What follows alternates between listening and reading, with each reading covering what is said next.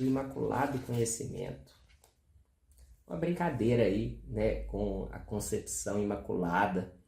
Paulo César de Souza explica aí, né, tem uma jogadinha em alemão, que infelizmente as jogadinhas em alemão se perdem, que a gente fala português, né, e estamos lendo em português nessa edição do Paulo César de Souza. Uma outra coisa que eu queria entender, e infelizmente sou incapaz de entender, é como é que fica a questão do gênero nesse capítulo, porque o gênero Sol e Lua, em alemão, é ao contrário do Brasil. No Brasil, a Lua é feminina e o Sol é masculino, né? A Lua é mulher, o Sol é homem. Na Alemanha é diferente. O Sol é feminino, é die Sonne. Só você lembrar da música Sonne, né, do Rammstein. E a Lua é masculino. Eu nem sei como é que fala Lua em alemão, não.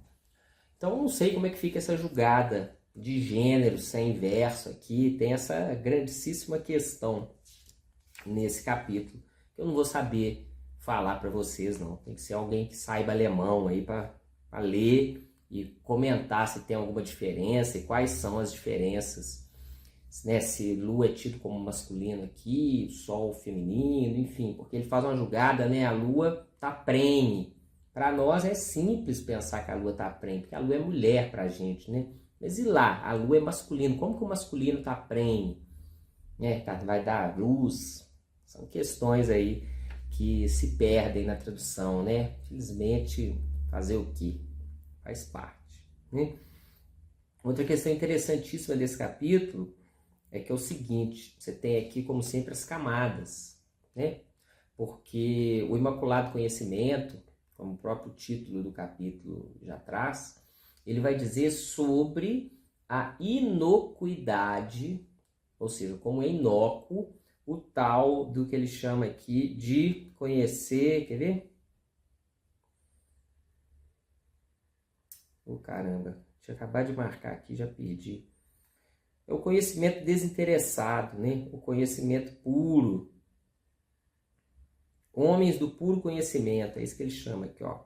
Como esse puro conhecimento é mentiroso, não existe puro conhecimento, não existe conhecer por conhecer, né? Como o próprio título do capítulo traz aqui, a ideia seria tratar desse viés, desse assunto. Mas no correr do capítulo você percebe que ele está fazendo uma análise reichiniana da sexualidade, né?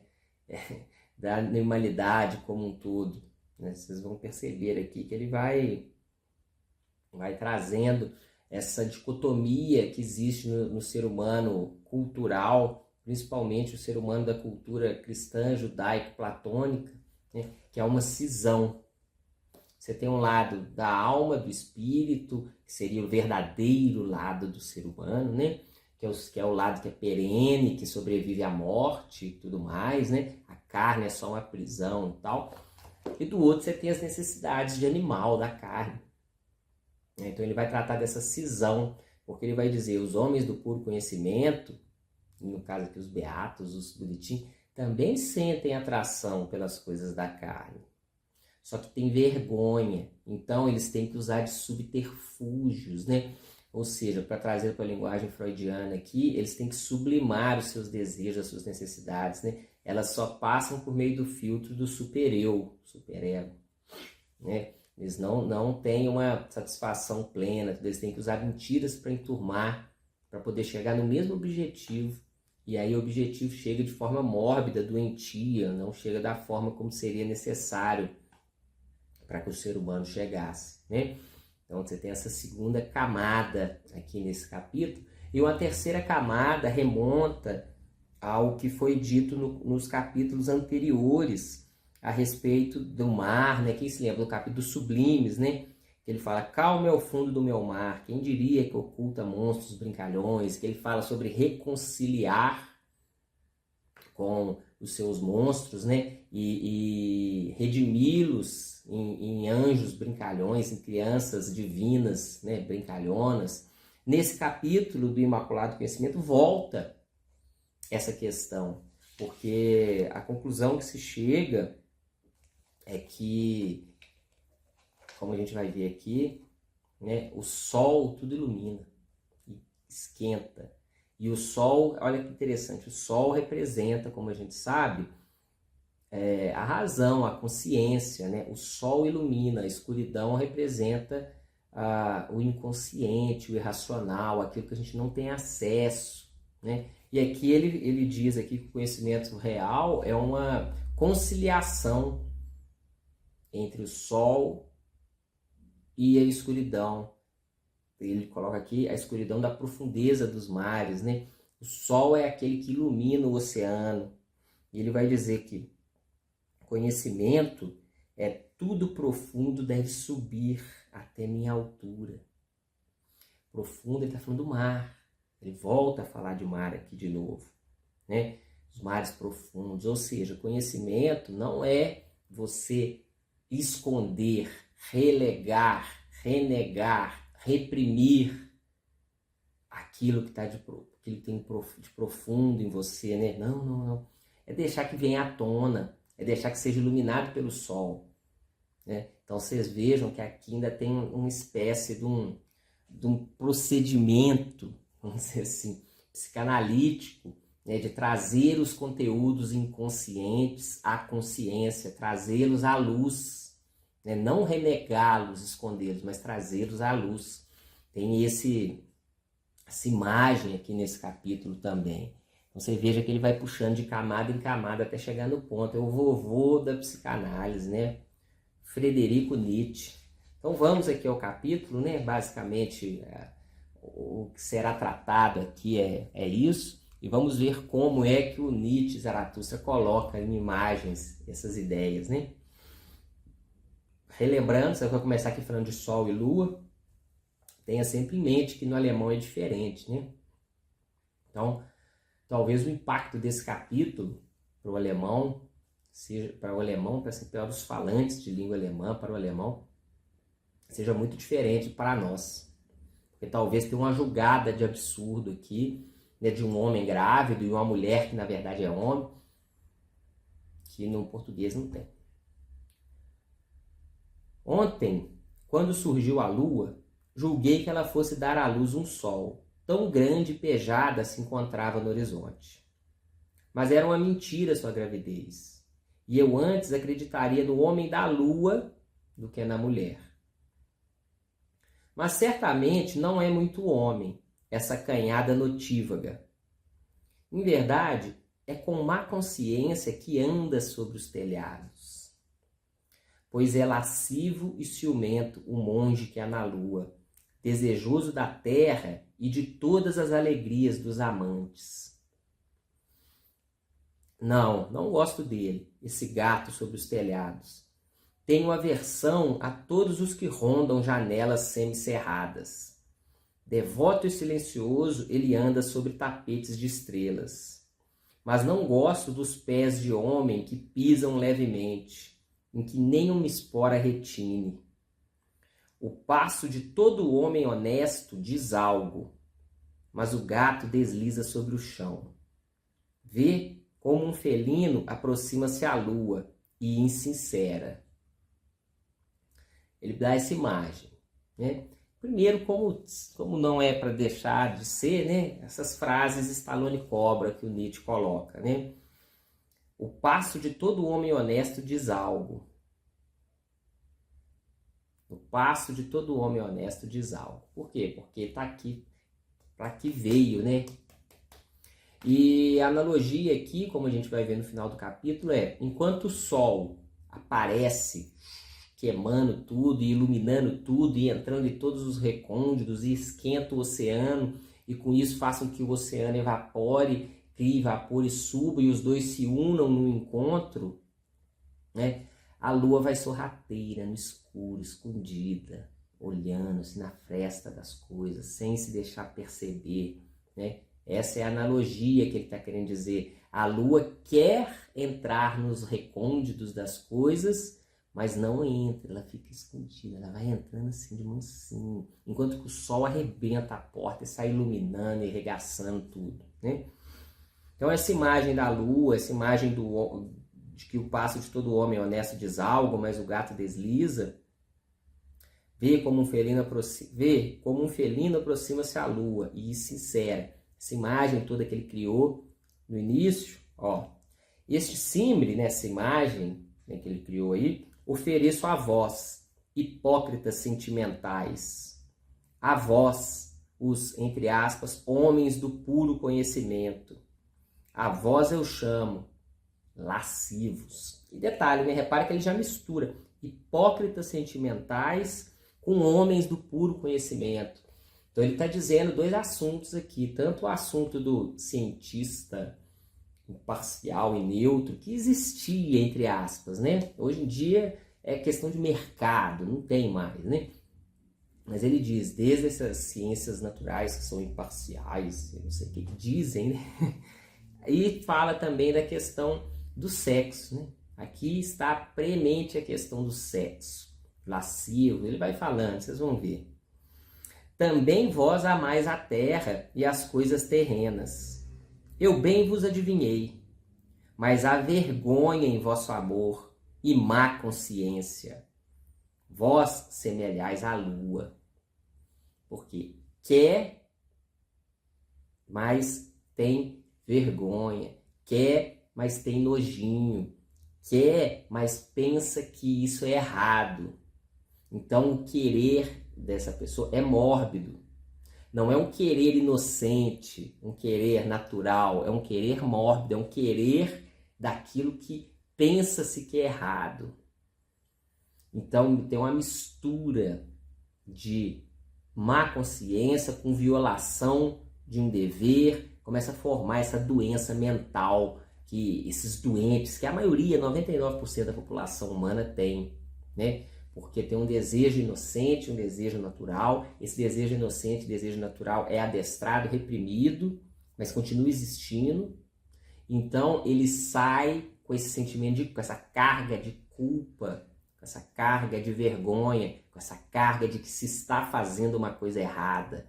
Então, em certo sentido, até torna isso criminoso, né? Iguala-se ao crime. É criminoso mexer com isso. A desprezar as coisas terrenas, persuadiram vosso espírito, mas não vossas entranhas, mas estas são mais fortes em vós. E agora vosso espírito se envergonha de fazer a vontade de vossas entranhas, e, para escapar à sua vergonha, toma caminhos furtivos e mentirosos. Seria para mim o mais elevado, assim diz a si próprio seu espírito mendaz, mentiroso, hipócrita, né? Olhar para a vida sem desejo e não como um cachorro com a língua pendente. Ser feliz em olhar com vontade já morta, sem as garras e a cobiça do egoísmo. Frio e cinzento no corpo inteiro, mas com ébrios olhos de lua. Seria para mim o melhor. Esse é o hipócrita falando, né? Desse modo seduz a si mesmo o seduzido.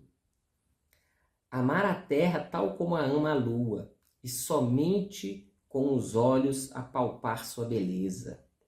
E isto seja para mim o imaculado conhecimento de todas as coisas, que eu nada queira das coisas, exceto que possa estar diante delas como um espelho com 100 olhos. E interessante é que ele diz aqui, né?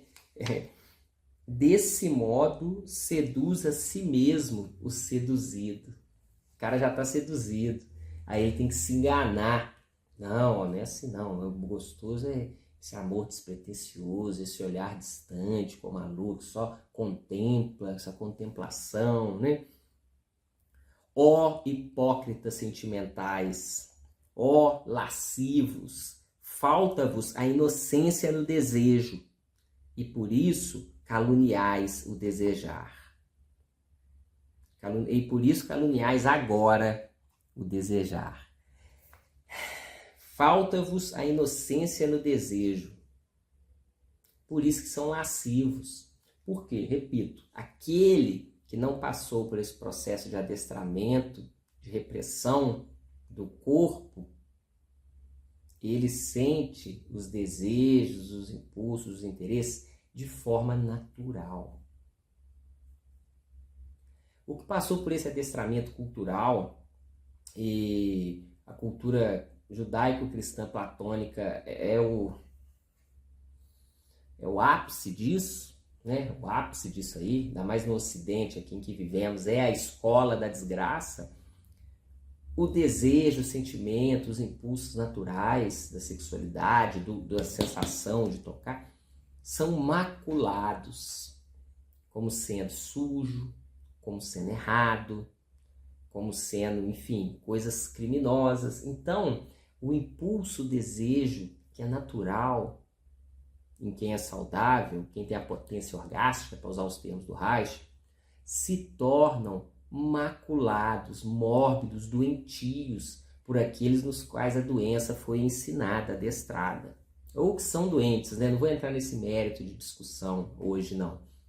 Vamos fingir que todo mundo é saudável e que a cultura cristã é que adoece, né? Vamos passar, porque não é assim. Tem gente que é doente de nascença, mas vamos partir desse pressuposto aqui em razão da forma como o texto do Nietzsche aqui está escrito.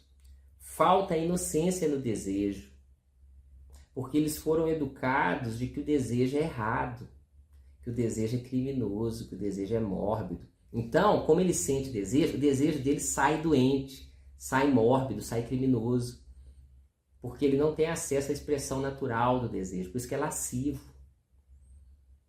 O que o Nietzsche está chamando de lascivo aqui? Ele já falou isso em outros textos, né? A lascívia aqui acontece como uma forma de doença. Por quê? Porque quem tem um impulso natural sexual, estou falando de Reich também, né? Reich explica isso aí. Quem tem o desejo, o impulso sexual natural e o satisfaz de forma natural, fica com aquele desejo saciado, né? É igualzinho você está com fome. Você está com fome, você almoçou, sua fome vai embora, você fica saciado. Agora, o lascivo, ele é lascivo porque ele não tem acesso à satisfação natural, à satisfação necessária desse aspecto humano da sexualidade. Então, ele fica numa constante fome disso, porque ele nunca come uma refeição para poder se saciar. Ele sempre vai por caminhos subterfúgios, caminhos outros, que vão ficando cada vez mais intrincados e cada vez mais mórbidos, né? Quando você se depara aí, para pegar casos extremos, se depara com crimes sexuais, você fala assim, gente, o cara arrancou o pedaço da bunda da mulher, arrancou os peitos, pegou criança, botou criança para comer com o cachorro, fez isso. Você fala, gente, qual que é a lógica disso, né? O cara come cocô, esfrega cocô na cara, enfim. A lógica é isso. A lascívia. Por quê? A satisfação sexual nunca acontece. Porque a satisfação sexual se dá no meio natural. Não se dá por meios culturais, né? Vou chamar assim. E essa morbidez, essa doença são meios culturais, né? Então a pessoa fica nesse completo estado de lascívia. E o desejo dela é doentio, porque ela não tem a inocência do desejo. O desejo dela já foi corrompido, corpuscado, sujo, né? Por isso que não é inocente. A inocência do desejo, que o Reich está chamando aqui, seria a potência orgástica. A inocência do desejo que o Nietzsche está falando aqui, seria a potência orgástica do Reich, né? Para quem conhece aí um pouquinho do Reich. Ó hipócritas sentimentais, ó lascivos, falta-vos a inocência no desejo, e por isso caluniais agora o desejar. Em verdade, não há mais a terra como quem cria, gera, tem prazer no devir. E por que eles não amam a terra como quem cria, gera e tem prazer no devir? Porque o sexo para eles não é para criar, para gerar, nem para ter prazer no devir. O sexo para eles é coisa proibida. Então, quando eles desejam a sexualidade, desejam a sensação, o sentimento, esse desejo ele já vem sujo. Não vem com coisa boa, porque para eles a coisa boa é o que é abstrato, o ideal, é o amor sem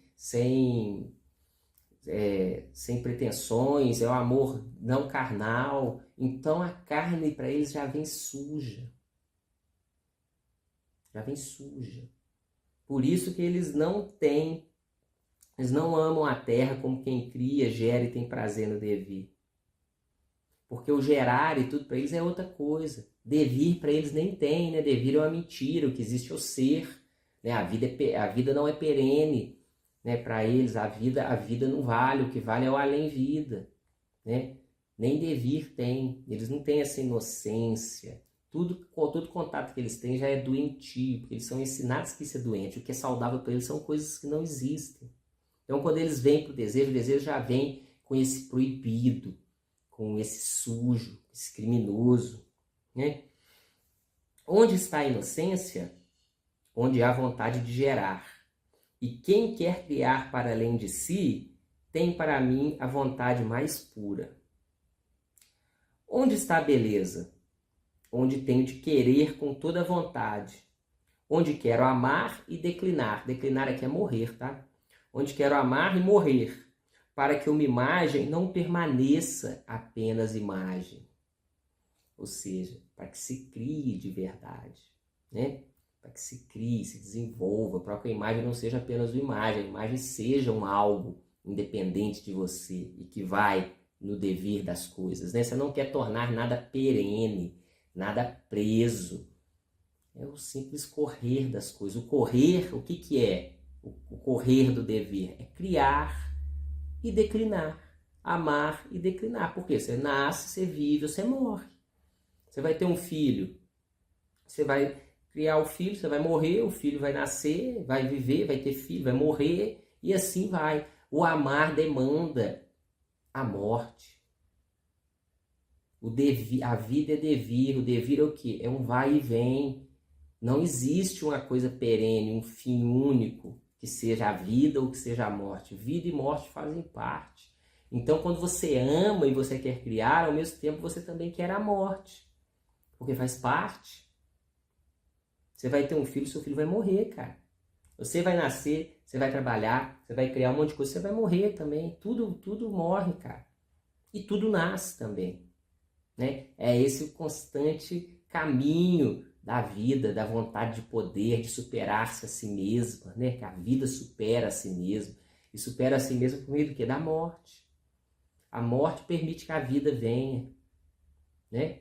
Esse é o caminho que ele está dizendo aqui. Amar e declinar. Ou seja, amar e morrer. Há eternidades, essas coisas combinam. Vontade de amor. Isso é ter boa vontade também para com a morte. Assim falo eu convosco, ó covardes. E é isso, cara. Cara, é isso, mano. Vontade de amor. Isso é ter boa vontade também para com a morte. Assim falo eu convosco, ó covardes. E é. Porque tudo vai, cara. Você vai. Eu vou. A matéria vai. E depois volta. E vai de novo. Mas nós, enquanto experiência individual, nós experienciamos a vida e a morte, cara. E não tem mistério nenhum nisso. Eu nasci em 85. Né? O que eu era em 84? Nada. E que diferença que faz? Nenhuma.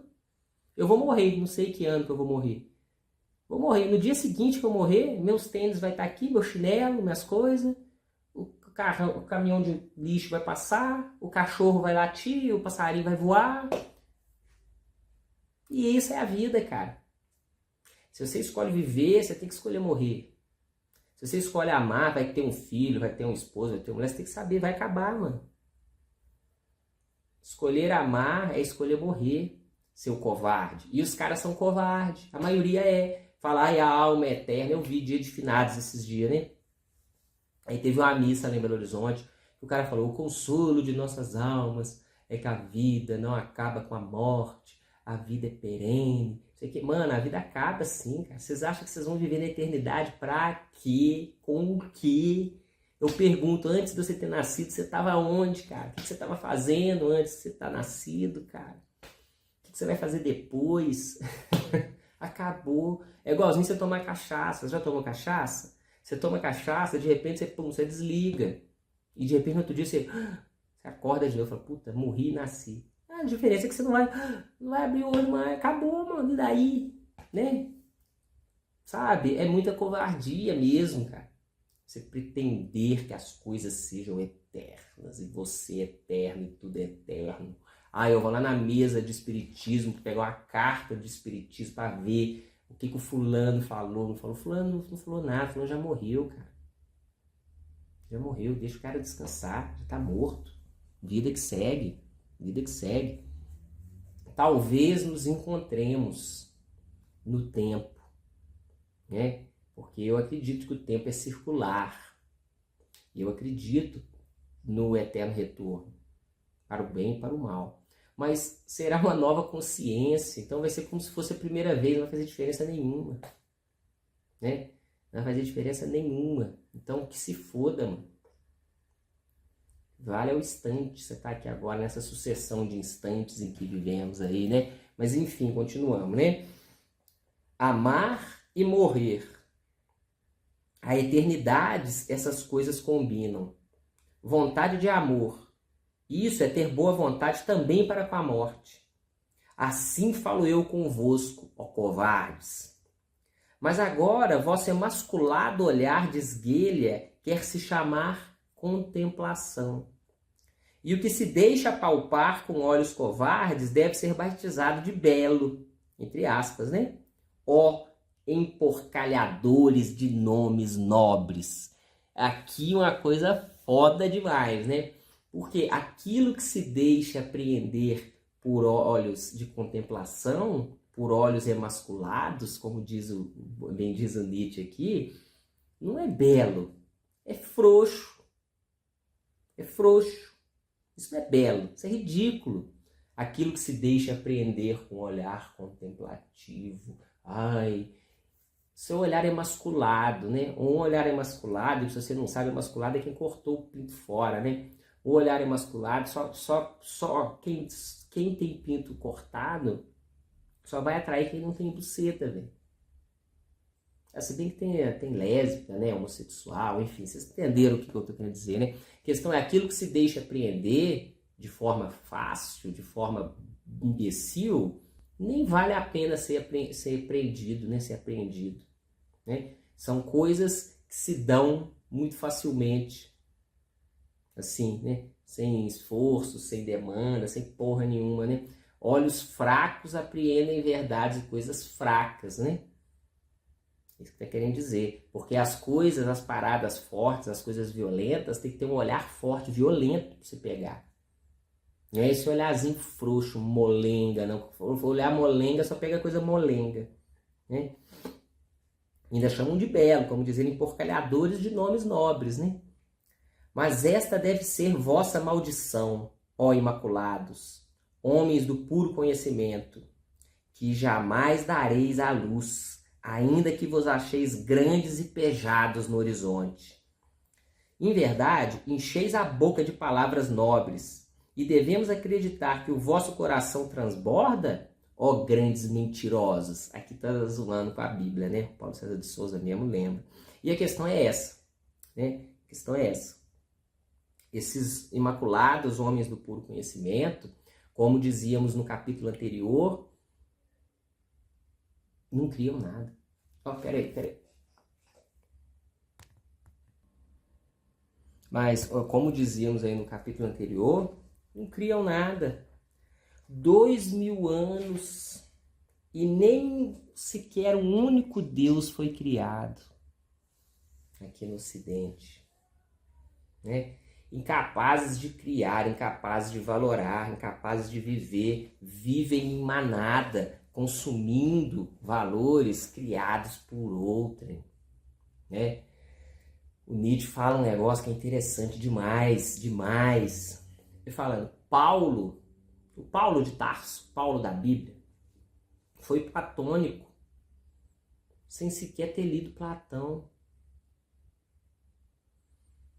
Nós vivemos uma sociedade platônica sem que ninguém sequer se dê conta. Ou seja, o grego que estudou na escola dos escravos do Egito, que é o Platão, cunhou o Ocidente. E nada se criou. Nada se criou. O processo de destruição começou. Nietzsche é um deles, um grande, importante destruidor da metafísica ocidental aí. Nietzsche é um deles. O processo de destruição está começando, né?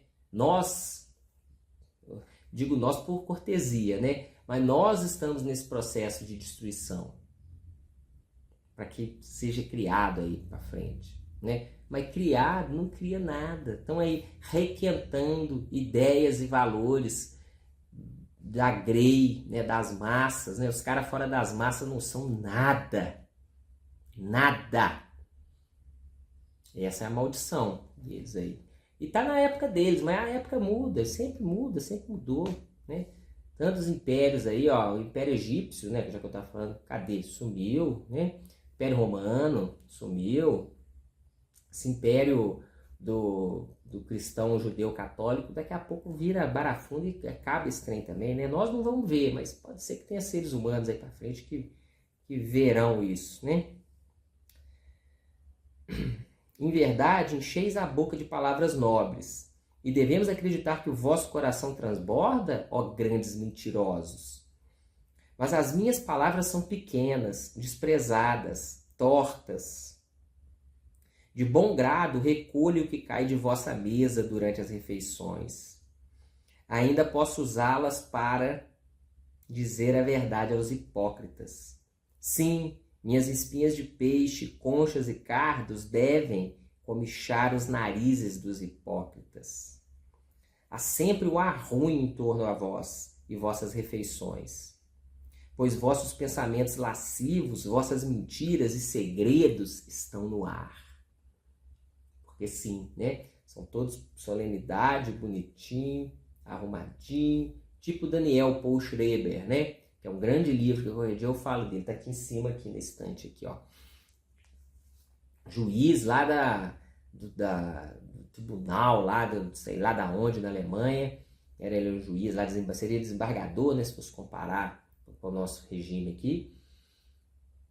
Todo, né, sisudo, filho de um cara lá, que era um importante cara da Alemanha, lá da educação física, médico, não sei o quê. Cara sisudo, jurista, né, jurista na Alemanha, tal, juiz. Aí acordou um dia pensando como devia ser gostoso ser uma mulher no ato do sexo. Acabou, mano. Acabou a vida dele. Né? Só você ler o livro dele, você vai entender o que aconteceu com ele por conta disso, né? Por quê? Solene, todo mundo solene, né? Mas o ar que tá por trás, o cara tá ali pensando em ser mulher. Não que ser mulher seja errado, mas o que vocês estão entendendo é que para eles é errado isso. Esse é que é o ponto. Você tá entendendo? Para eles é errado. Então tem esse aspecto de sujo, de crime. Tem essa mentira para enturmar, que tem que ser falada entre todos e vivida entre todos. Porque se romper um pouquinho do dique, vai tudo embora. Então vai todo mundo ficar assim, né? Então fica mesmo esse ar pesado, esse ar ruim. Porque por meio das conversinhas, das brincadeiras, das falas, você vê os pensamentos lascivos, as mentiras e os segredos. Fica no ar, cara. E por isso que alguns são odiados. Porque tem pessoas que nesses ambientes, a simples presença da pessoa evidencia a mentira que está em volta. Se você nunca sentiu isso, é porque você faz parte, cara. Você faz parte. Você acha que é diferente. Você faz parte, isso é a mesma coisa. Você que não sabe. Aliás, sabe, né? Ousai primeiro acreditar em vós mesmos, em vossas entranhas. Quem não acredita em si mesmo, sempre mente. Puta, outra frase de efeito aqui, né? Essas frases Stallone e Cobra do Nietzsche. Quem não acredita em si mesmo, sempre mente. E sempre vai mentir. Por quê? Se você não acreditar em você e nas suas entranhas, aquilo que vem de você e das suas entranhas vai sair de forma manipulada, de forma sublimada, de forma secundária, de forma mórbida, de forma doentia. Não se fala diretamente, não se sente, não se age diretamente, né? Tipo a peste emocional. A pessoa na consciência tem uma razão, age de uma forma completamente contrária à razão que ela diz ter, Por quê? Porque o motor do que move está inconsciente, escondido, né? E aí ela sempre mente, porque a verdade dela está escondida, ela nem sabe qual que é a verdade dela. Ela acha que a verdade é da razão, da consciência aqui, mas a verdade é outra. Então ela está sempre mentindo. Envergastes a máscara de um Deus, ó puros, entre aspas. Para dentro da máscara de um Deus esgueirou-se vosso horroroso verme anelado. Essa sujeira se esconde por trás do bonitinho, né? Em verdade, vos enganais, contemplativos, entre aspas. Também Zaratustra foi, certa vez, ludibriado por vossa divina pele. Não percebeu como estava cheia de anéis de serpente. Um dia imaginei ver a alma de um Deus a brincar em vossos brinquedos, ó homens do puro conhecimento. Um dia não imaginei arte melhor do que vossas artes. Interessante que o Nietzsche está falando dele, né? A distância me ocultava a sujeira e o mau odor de serpente, e que ali rondava, lasciva, a astúcia de um lagarto. Aqui, né, é uma coisa que fica da leitura do Jung, que é bem pertinente, e o Nietzsche, ao usar a imagem dos animais dele, né, a serpente e a águia, remete a isso também, é que a águia, a serpente e o lagarto, aqui que ele está dizendo, são animais ligados ao mais profundo instinto, né, ao sistema simpático, ao sistema do bulbo celular, bulbo cerebral aqui, né? Que é o sistema do funcionamento do corpo enquanto corpo, esse sistema que sequer passa pela nossa vontade, entre aspas, né?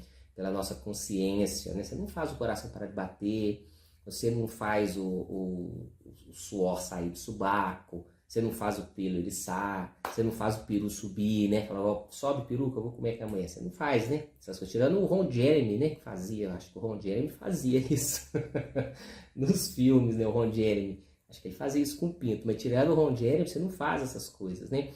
E o lagarto e a serpente representam esse lado. E o que acontece? A pessoa que é doente, seja doente pela cultura, seja doente de nascença, né? Vamos dar essa brecha aqui. A pessoa que é doente, o lagarto dela, a serpente dela, quer morder. Quer fazer sacanagem. Ela não tem a inocência e a pureza da sexualidade, tudo. Ela quer fazer sacanagem. E como bem diz o Nietzsche, essas pessoas que colocam a máscara do puro conhecimento e são bonitinhas, são morais, são boazinhas, não sei o quê. Por baixo o verme anelado está andando. Você sente o cheiro da lascívia, da coisa errada, né? Tem a astúcia do lagarto. Nesse sentido aí, entendeu? No sentido do que é mais profundo, do que é mais instintual, do que é mais cabuloso na pessoa. E aí, não precisa nem pensar longe, basta ligar a televisão, né? Aí você vai ver o bonitinho, deputado, vereador, sei lá, político, bonitinho, médico, todo arrumadinho, foi lá e destruiu a criança, porque deve ter mordido, né, até o fio de cabelo da criança. Mordido, que eu digo mordido mesmo. O fio de cabelo, os fios de cabelo do corpo inteiro, né? Tem fio de cabelo em todo lado do corpo, né? Faz o diabo, o outro joga o outro da janela, outro amarra, faz, enfim. Pessoas boas, pessoas cristãs, pessoas legais, né? Então você veja, né, o que se esconde por trás aí dessa mentira para enturmar dessa galera. Mas cheguei perto de vós, então fez-se dia para mim. Agora faça para vós. Chegou ao fim o caso de amor com a lua. Olhai, ali está ela, surpreendida e pálida antes da aurora. Pois logo chega ele, o incandescente, chega o seu amor à terra. Inocência e desejo de criador é todo amor solar. Aí entra a figura do sol aqui. Mais uma vez, essa questão dos gêneros, não sei como é que fica em alemão, porque o gênero é invertido, Eu não sei como é que fica o texto do Nietzsche em relação a isso, né? Se ele se refere ao Sol como mulher e à Lua como homem, enfim. Mas aqui vejam, ou seja, chegou o Sol do quê? Nesse sentido, o Sol da consciência que se integra aos elementos profundos e instintuais e biológicos do homem, né? Agora fodeu, a Lua vai embora, porque o Sol chegou, né? O amor, ó, você vê, inocência e desejo criador é todo amor solar, que é o quê? É o amor que não tem mentira para enturmar. É o amor que não tem intenções obscuras. É o amor que não é um amor narcisista, que tem um terceiro elemento no qual é o verdadeiro objeto, o verdadeiro objetivo, e aquele terceiro elemento está escondido. O amor solar é o amor real. É o amor sem intenções segundas. É o amor pela intenção de amar o negócio, de querer. Sacou? Querer a pele, querer o corpo, querer. É o amor do querer aquilo que é.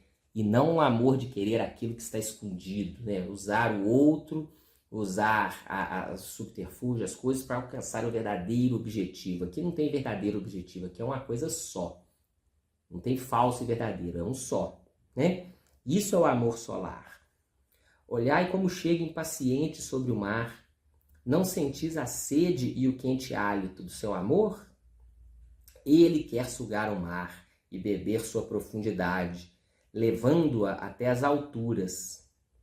Então o desejo do mar se eleva com 1000 seios. Beijado e sugado quer ser este pela avidez do sol. Quer tornar-se ar, altura, trilha de luz e ele próprio luz. Ou seja, ele tem uma junção, né? Tem um sexo aí entre o sol e o mar, né? Em verdade, agora vem a cartada final, né? Em verdade, tal como o sol ama a vida e todos os mares profundos. Voltou a falar do mar profundo, né? E isto é conhecimento para mim. Tudo profundo deve subir até minha altura. Assim falou Zaratustra. Puta que pariu, hein? Puta que pariu, né?